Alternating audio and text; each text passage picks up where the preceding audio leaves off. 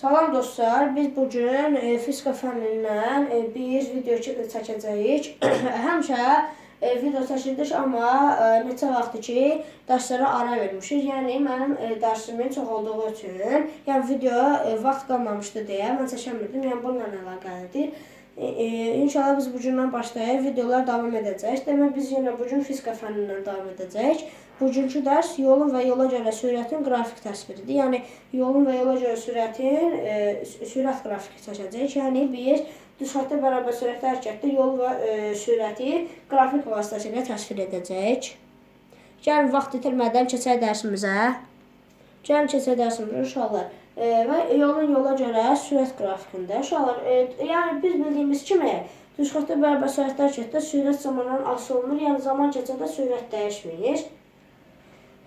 Məsələn, belə bir cədvəl çəkə bilərik.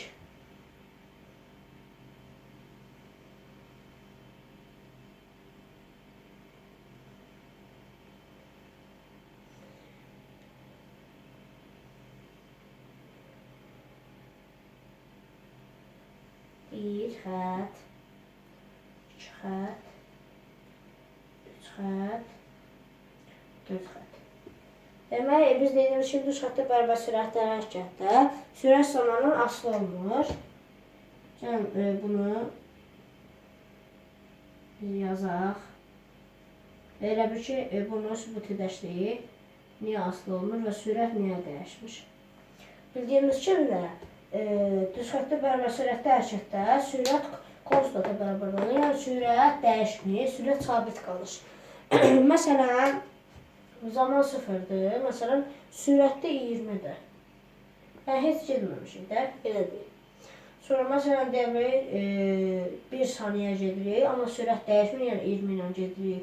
2 saniyə gedirik, yəni 20 metr böl saniyə ilə sürətlə gedirik.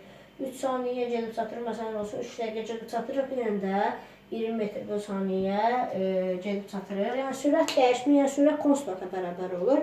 Buna görə də sürətə bərabər sürətli hərəkətdə sürət zamandan asılı olmur. Yəni, sürət heç vaxt dəyişmir.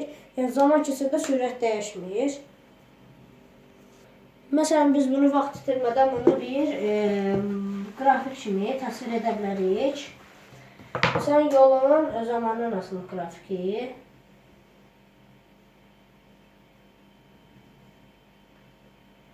Yol L-dir. Metr işarəlanır, BC-də var. Zaman da T-dir, saniyə ilə işarəlanır, əsas vahidi BC-də. Məsələn, biz bunu necə yaza bilərik?